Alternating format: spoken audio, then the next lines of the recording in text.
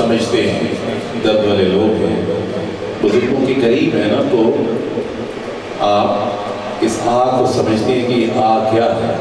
लेकिन जब कहीं बाहर जाना होता है तो लोग समझते हैं यार शादी है कि आग कहते रहते हैं। देखिए मैंने आग की है तो आंखों से अश्क रवा हो गए, आंसू आ गए। तो वहां तो मैं उन्हें कहता हूँ कि भाई आपको पता ही नहीं है कि ये आग है क्या, ये तो हाड़ा है, ये इंतजार है, ये बुलावा है?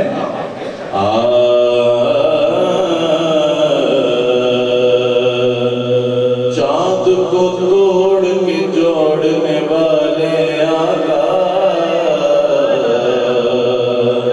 चांद को तोड़ के जोड़ने वाले आजा,